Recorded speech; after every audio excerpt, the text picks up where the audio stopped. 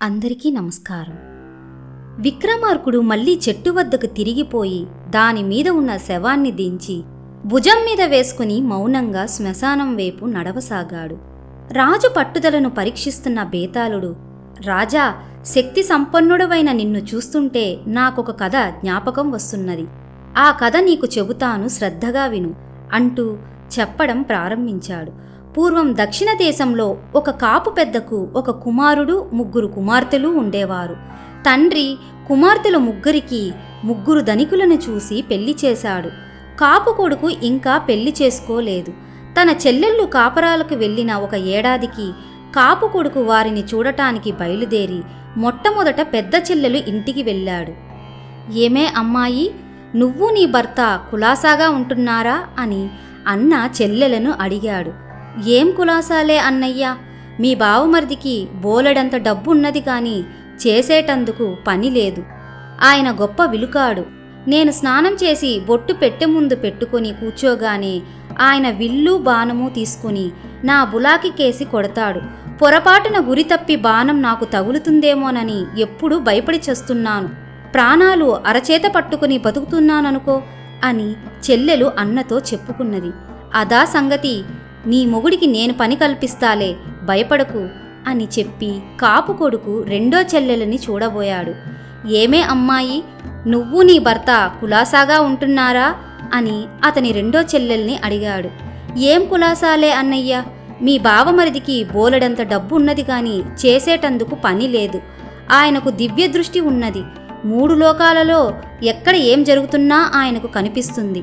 అస్తమానం ఇంద్రలోకంలో జరిగే రంభ, ఊర్వశి మొదలైన వాళ్ళ నృత్యాలు చూసి ఆనందిస్తూ ఉంటాడు.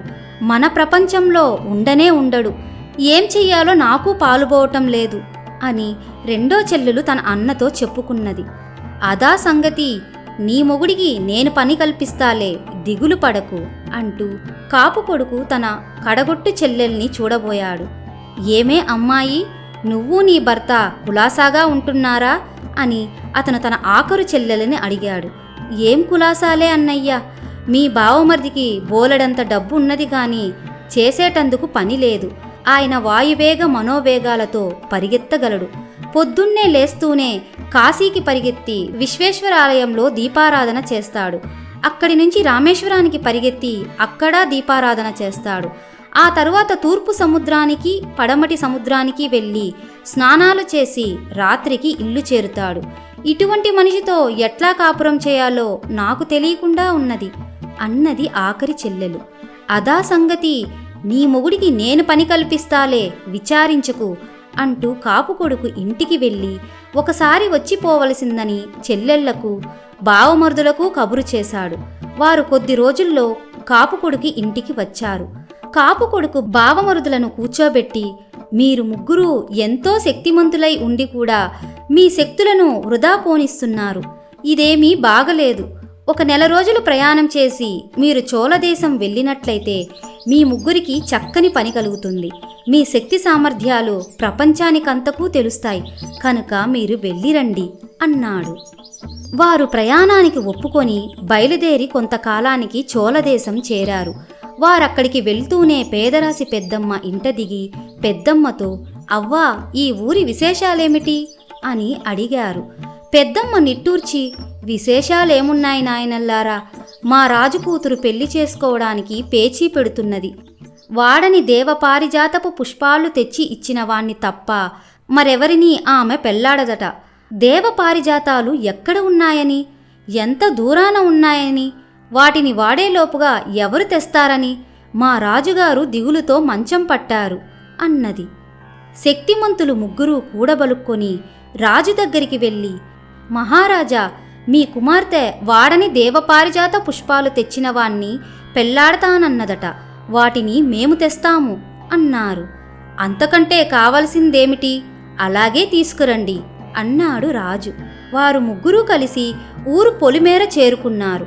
దివ్యదృష్టి కలవాడు చుట్టూ కలియ చూసి ఒకవేపుగా వేలు చూపి, ఈ దిక్కున 2000 యోజనాల దూరాన ఒక అడవి అవతల దేవ పారిజాతాల వృక్షాల తోట ఉన్నది అన్నాడు. వెంటనే మనోవేగుడు ఆ దిక్కుగా బయలుదేరాడు. వాడు కనబడకుండా పోయినా కూడా దివ్యదృష్టి కలవాడు వాణ్ణి చూస్తూ, మనవాడు అరణ్యాన్ని చేరుకున్నాడు, పారిజాతపు తోట ప్రవేశించాడు, పూలు కోస్తున్నాడు, మూటగడుతున్నాడు, తిరుగు ప్రయాణమైనాడు, అరణ్యంలో విశ్రాంతి కోసం ఒక చెట్టు కింద నడుము వాల్చాడు.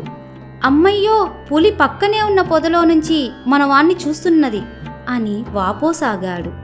ఎటుగా ఉన్నదా పులి? వేలితో చూపు, తక్షణం దాన్ని హతమారుస్తాను అన్నాడు గురికలవాడు. దివ్యదృష్టి గలవాడు పులి ఉన్న దిక్కుగా వేలు పెట్టి చూపాడు. మరుక్షణం గురి కలవాడు బాణం ఎక్కుపెట్టి వదిలాడు. ఆ దెబ్బకు పులి చచ్చింది. దాని అరుపుకు మనవాడు లేచాడు. బయలుదేరి వచ్చేస్తున్నాడు, ఇక భయం లేదు అన్నాడు దివ్యదృష్టి కలవాడు. మరి కొంచెం సేపటికి మనోవేగుడు దేవపారిజాత పుష్పాలతో తిరిగి రానే వచ్చాడు. ముగ్గురు కలిసి రాజుగారి వద్దకు పూలు పట్టుకుపోయి, మహారాజా, వాడని దేవపారిజాత పుష్పాలు తెచ్చాం అన్నారు. రాజు నిర్ఘాంతపోయి, వీటిని మీలో ఎవరు తెచ్చారు అని అడిగాడు. కనిపించటం లేదా? మేం ముగ్గురమూ తెచ్చాము అన్నారు వారు. రాజు అయోమయంలో పడిపోయాడు. తన కూతురిని ఆ ముగ్గురిలో ఎవరికిచ్చి చెయ్యాలో రాజుకు తోచలేదు. బేతాళుడి కథ చెప్పి, రాజా, ఆ ముగ్గురిలో రాజకుమార్తెను చేసుకోవటానికి ఎవరు అర్హుడో చెప్పు, తెలిసి కూడా సమాధానం చెప్పకపోయావో తల పగిలిపోతుంది అన్నాడు. రాజకుమార్తెను పెళ్లాడటానికి ముగ్గురూ అర్హులు కారు. వారు శక్తి సంపన్నులే అయినప్పటికీ తమ శక్తులను సద్వినియోగం చేసుకునే నేర్పు వారిలో ఒక్కరికీ లేదు. ఆ నేర్పు కనబరిచిన వాడు వారి బావమరిది. అతనే రాజకుమార్తెను పెళ్లాడటానికి అన్ని విధాలా అర్హుడు అన్నాడు విక్రమార్కుడు. ఆ విధంగా రాజుకి తిరిగి మౌనభంగం కలగగానే బేతాళుడు శవంతో సహా మాయమై మళ్ళీ చెట్టెక్కాడు. ధన్యవాదాలు.